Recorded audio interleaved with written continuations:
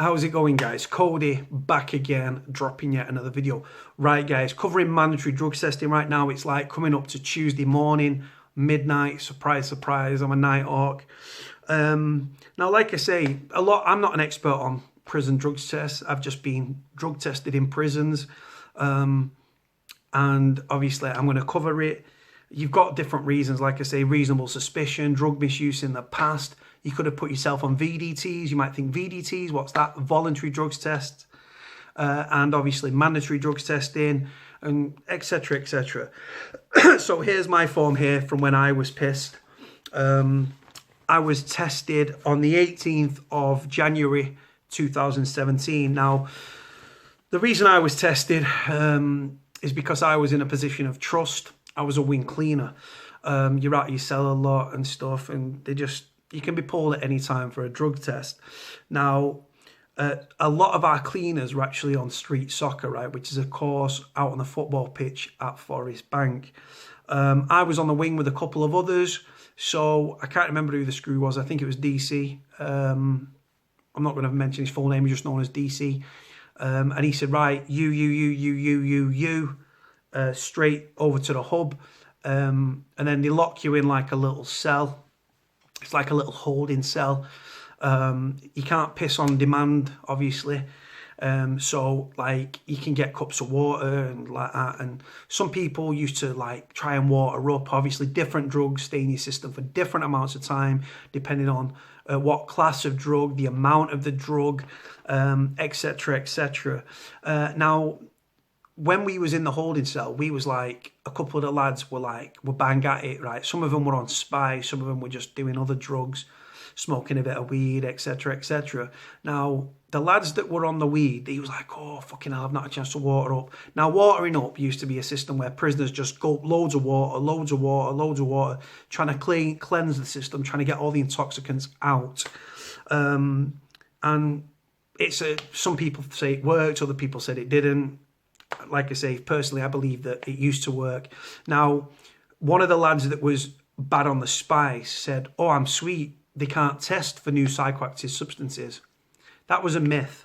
That is actually a myth. The drug test came in 2017. I think we was one of the first prisons tested where the drug test actually incorporated NPS on new psychoactive substances. Drugs like spice, which used to be, it's a synthetic cannabis that used formerly known as a legal high.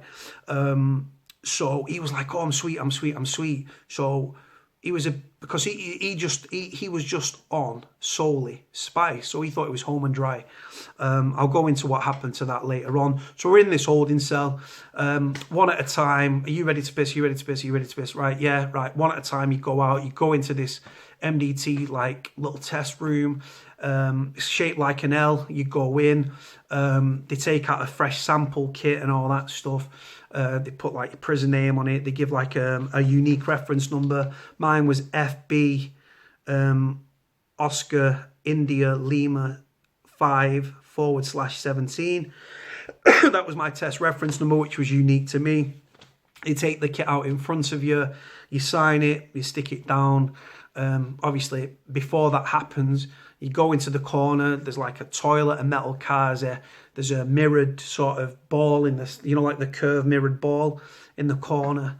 You piss into it, you wipe it off, you give them the skin sample. You get this, you walk out, and you wait 7 to 10 days for your test results to come back.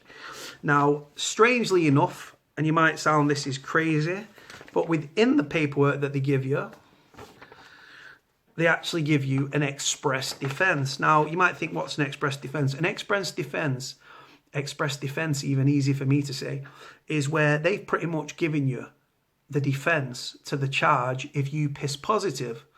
So let's say you go on a drugs test, a mandatory drugs test, you piss, it comes back several days later, it's a positive, you get a nicking under your door, an adjudication. You have to go down to the segregation unit with like, people take obviously all the possessions and stuff, go in. Some people go in like defending themselves. Some people plead guilty. Some people use the express defense that the prison and the Ministry of Justice give you. Just imagine that, right? Imagine you're a criminal and you get arrested, and the police say, well, there you go. Within this, there's some defence here. Not all of it, because the rest of it's, 99% of it's nothing to do. It's all drug related and stuff about the test screening, confirmation tests, why you tested, blah, blah, blah. But they give you imagine just being given like prison rules or like Police and Criminal Evidence Act that was to get you out of the charge. Well, that's what the prison do. They're very nice like that, which is just absolutely just unbelievable. The amount of times it's being used, I've seen it used personally. A friend of mine who was a cleaner with me, pissed positive. He came back for spice. It came back as a strain of cannabinoids, which was actually he wasn't on cannabis. He wasn't on anything. He was just on spice, and it came back as a strain. And this was the first time that we knew that prison drug tests had been amended to test for MPS or new psychoactive substances. Right, there's many different reasons. Like I say, you can be tested. Could be drug misuse. It could be voluntary drug testing. You might be coming up for your parole hearing or your like CAT review, and you said, right, I'll go on voluntary drug testing. Blah blah blah. Reasonable suspicion, position of trust, etc., etc. So I'm going to read you this, and then I'm going to go into the rest of it. Right, so mandatory drugs testing authorization form. Prisoner name, obviously my name. Prisoner number, my prison number. Test reference number, like I've alluded to, that's unique to me. So it says here, the governor has authorised that in accordance with Section 16A of the Prison Act 1952, any prisoner may be required by a prison officer or prison custody officer to provide a sample of urine for the purposes of testing for the presence of a controlled drug or specified drug. That's actually written in.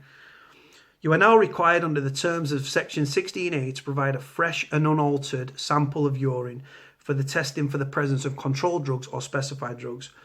The authority for the requirement was given by Sonia Ebbs, who's the HODC. She's head of security, to be honest with you.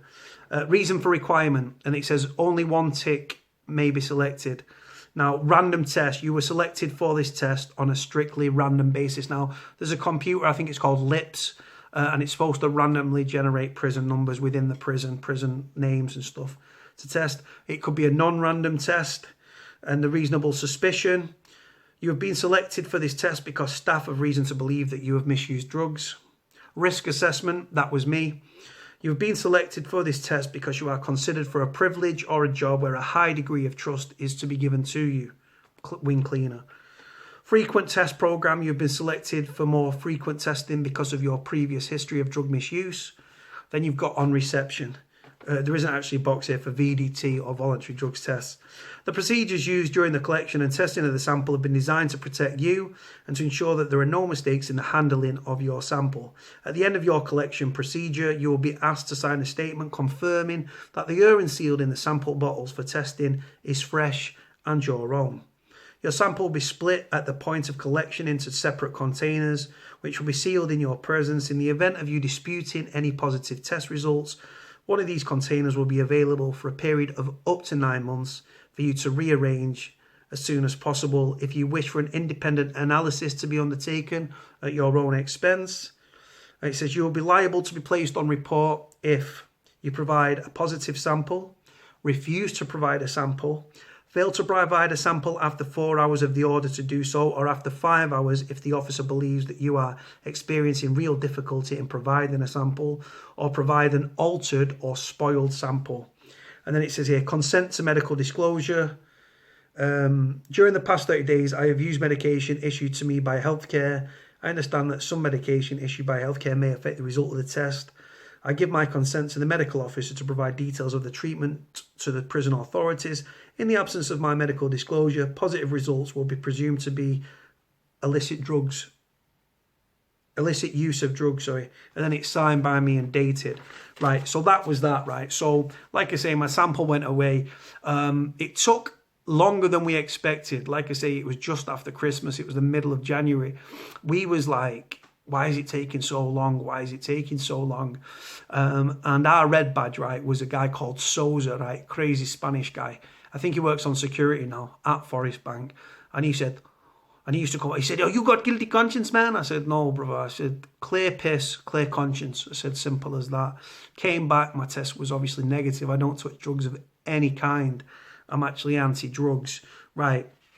So obviously when you do your little drug test and stuff, right, they give you this, right? Now, I'm not going to go through all of it because it's two sides, but the subject matters, right? Each headline is, what if I cannot or will not provide a sample? Reasons for variation or inclusion from MDT or mandatory drugs testing. He said, if you are, the excuse for this, the reasons for variations or exclusions, if you are fit to be in prison and not segregated from other prisoners on grounds of physical or mental health, then you are deemed to be fit to take a drug test. That's kind of a contradictory statement, because the amount of prisoners with mental health issues that are taking drugs within the prison system, whether it's peer pressure, because the spiked, because they take it off their own back, or the self-medicating with illicit drugs, that's just a contradiction. You may be excluded from testing grounds if you are unfit to attend the sample collection area for testing purposes, or if you are considered to be a danger to yourself, staff, or other prisoners, and may already be segregated on health grounds from the rest of the prison and might be awaiting transfer to a mental hospital. You cannot be excluded from MDT on religious grounds. However, staff will exercise sensitivity in certain circumstances. Example, when collecting samples from Muslim prisoners who are fasting during Ramadan. The chain of custody. How do I know my sample was not tampered with? Prescribed medication, the testing process, dilution and adulteration, drug elimination periods. And then it says here, right, so this is a bit of an interesting bit, right? So I'll cover this. So it says here, I don't know if you can see that, guys. Keep it up there for a second. And it says here, minimum elimination period for drugs. Amphetamines, including MDMA, ecstasy, and metamorphine, I can't pronounce that. Minimum waiting period, 4 days. It says here, barbiturates, 5 to 30 days. Benzodiazepines, 30 days. Buprenorphine or something, 14 days. Cannabis, 30 days. Cocaine, 4 days. Methadone, which obviously you can get on script in prison, 5 days. LSD, yeah man, tripping, 3 days. Opiates, including morphine, codeine, and diacodine, 5 days. And then there's some long ass word as well. And then, like I say, it doesn't go into all drugs, it just touches base. The screening test report, express defense. Now, this is the interesting thing. Right, now, like I say, so obviously, if you piss a positive test, it's again prison rules. You're going to get an adjudication or a nicking for it. Express defense, right? This is fucking, you couldn't write this stuff, guys, right? And they even put it on paper for you. Right. So the express defence. An express defence to a charge is simply one that is mentioned in prison rules. Prison Rule 5247A of the Young Offenders Institute Rules contains 3 express defences to a charge of a drug misuse. In short, they are. So what they're saying here are these are the 3 excuses you can use that make your positive test okay, and that you face a high chance that you're not going to get any punishment. The first one, that the drug was lawfully in your possession, that it was a prescribed medication. Now, like I say, they can get access to your medical files and stuff like that. Number 2, that you did not know or suspect you were taking a drug. So what you can say, I'll go over it in a minute, right? The third one, that you were forced to take the drug without your consent.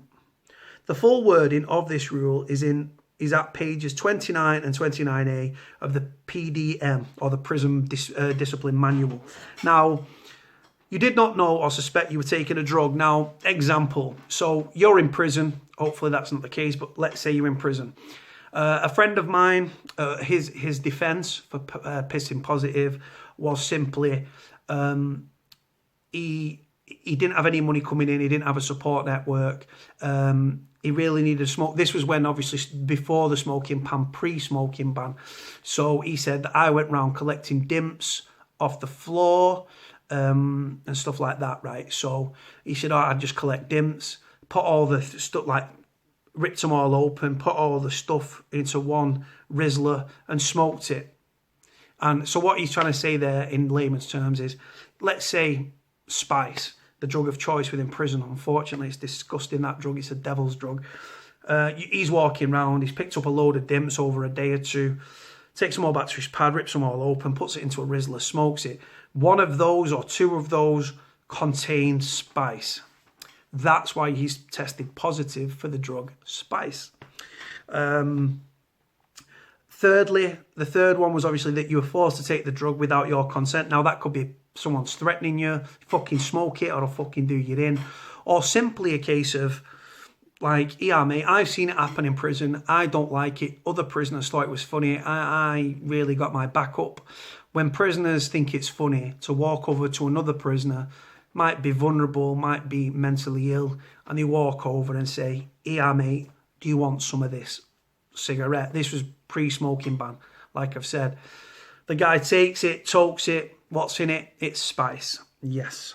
Now, like I say, when you can go into an adjudication and say that you didn't know you were taking the drug, because, like I say, you can say that your friend handed it and you didn't know, but you don't have to name your friend because you're not going to grass, are you? Because obviously there was no friend.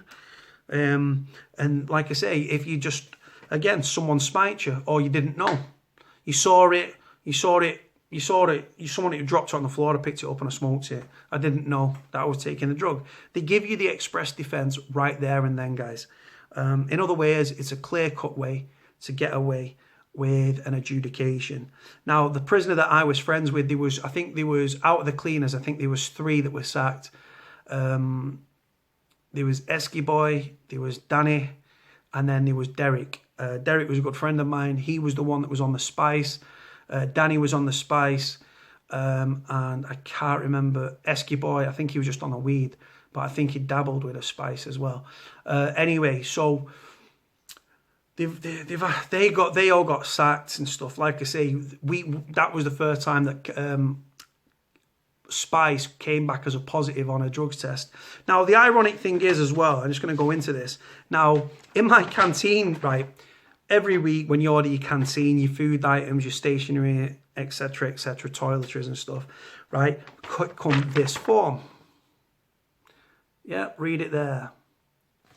How to safely take NPS on new psychoactive substances. Now, guys, and like I say, this is issued by the Ministry of Justice, right? So I'm going to read this quickly and then I'm going to finish the video. So NPS, new psychoactive substances, information sheet for prisoners, right? The best way to avoid the dangers of NPS is simply don't take them. But if you're going to take NPS, follow the safety rules. Just listen to this. Get information before you use.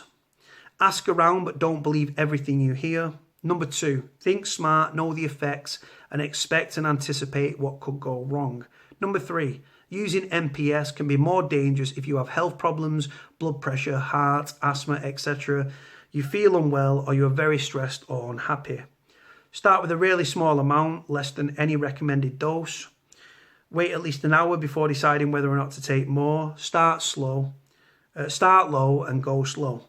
If you snort, chop powders finely first, don't inject, but if you do, don't share works with other people. Don't take too much or use too often. Some products sold as NPS contain illegal drugs. You could be breaking the law without knowing it. I'm assuming that this was issued before NPS were actually made illegal, because they used to be formerly known as legal highs. Taking NPS with alcohol or other drugs, including medication, can have unpleasant and dangerous effects. Only use one drug at a time. Don't use alone, so they're actively encouraging you to use it with more than one person. Do it with other people you trust. Look after each other and choose a safe environment in which to use. Know how to put someone in the recovery position. If they're in a bad way, call for help and tell the medical staff which drug they have taken. If you have any difficulties with the use, seek specialist help. Use the kiosk and put an app in to contact the recovery team. They know about NPS and how to help people who have problems using them. They can help you in a confidential way. Now, and then there's a little diagram how to safely put somebody in the recovery position. Now, they're telling people to take drugs together, and then they're telling them to look after each other. I don't know if you've ever seen anybody under the influence of spice, but they can't operate. So how the fucking hell they're supposed to put someone in a recovery position is beyond me. Anyway, guys, I'm going to leave it there. Let me know what you think about the video. Always put your feedback in the comment section below. If you're going to go to prison, do not take drugs. Stay away from spice and all drugs, because where you've got contraband, you've got debt. Where you've got debt, you've got fear, intimidation, bullying and violence. Going to leave it there, guys. Like, comment, subscribe. Cody out.